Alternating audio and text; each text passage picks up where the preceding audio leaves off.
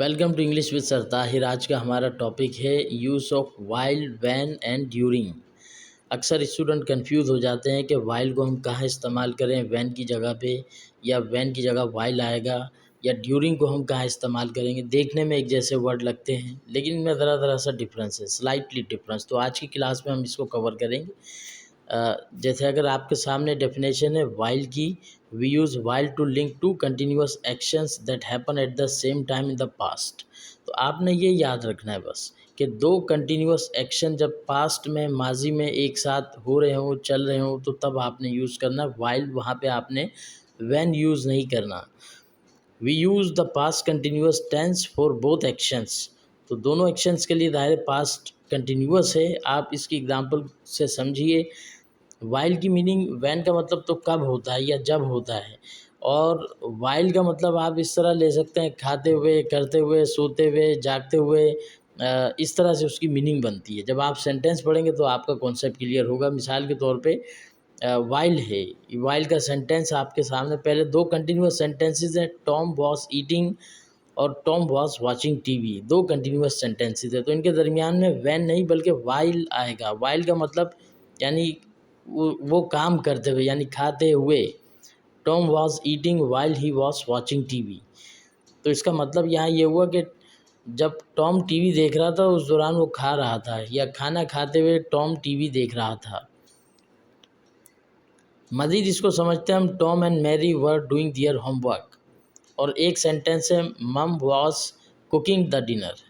तो इसका सेंटेंस इस तरह बनेगा, आप इसको कनेक्ट करेंगे वाइल से।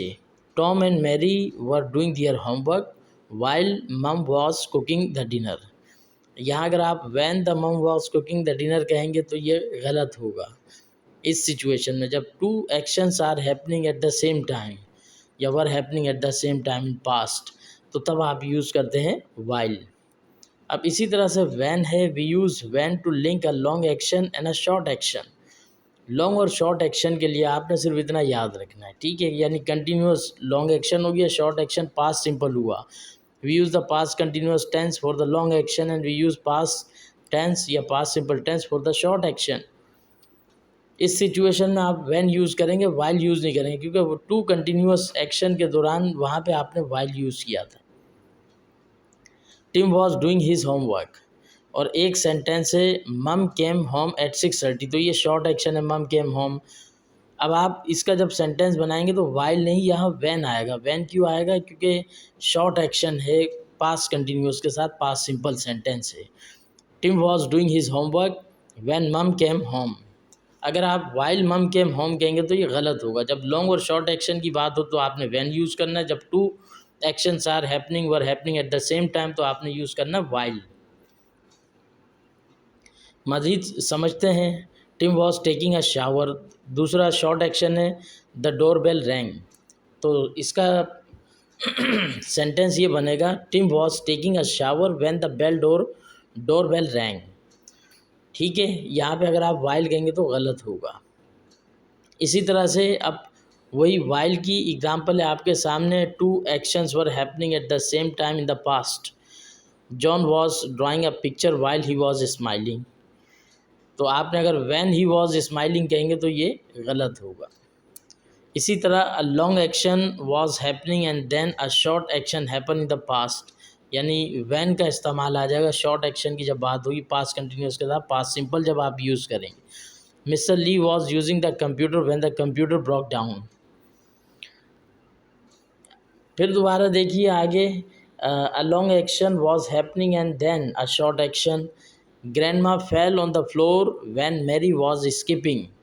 यानी grandma fell on the floor short action है, और when the Mary was skipping. या फिर आप इसको वाइल में अगर कहेंगे तो grandma was falling,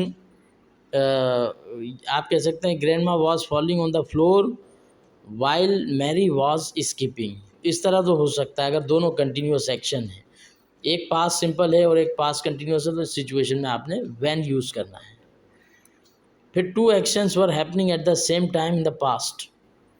the women were chatting while the man was eating. तो ये तो आपको पता ही है, पहले मैं इब्तिदा में बिगनिंग में बता चुका हूँ कि वाइल आप यूज़ करेंगे when two actions are happening at the same time या वर हैपनिंग। ये एग्जांपल आपके सामने है, the women were chatting while the man was eating.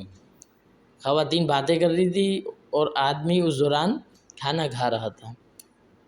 अब है during versus while. The main difference between these two words is that during is followed by a noun. During को सिर्फ noun के ज़रिए फॉलोड बाय होता है, sentence नहीं होता इसके बाद, but while is usually followed by a subject and a verb, यानी कंप्लीट सेंटेंस होता है, आप ये कह लें। तो ये ड्यूरिंग और वाइल के दरमियान ये मेन डिफरेंस है। I don't always take notes during the class या ड्यूरिंग क्लास। मैं क्लास के दौरान नोट्स नहीं लेता हूँ। I don't always take notes. अगर आप इसी जुमले को वाइल में करेंगे तो पूरा सेंटेंस बनाना पड़ जाए। I don't always take notes while I attend the class. Second example है, they all took notes while the professor gave the lecture. ठीक है, तो यानी वाइल के बाद पूरा कंप्लीट सेंटेंस क्लोज आया उस, और ड्यूरिंग के बाद सिर्फ नाउन आ रहा है।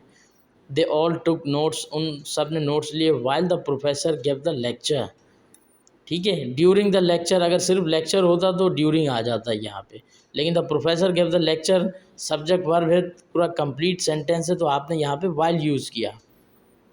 What did you discuss during dinner tonight. तो ड्यूरिंग डिनर टू नाइट या when you were eating dinner, तो वाइल आ जाता है यहाँ पे सिचुएशन में ड्यूरिंग की जगह पे। तो लास्ट एग्जांपल है वाइल के साथ, my friend made dessert while I cook the dinner. During I cook the dinner कहेंगे गलत होगा, क्यों? क्योंकि वहाँ पे ड्यूरिंग के साथ नाउन है और वाइल के साथ सब्जेक्ट को वर्ब है। Complete sentence, complete idea. Thank you for watching.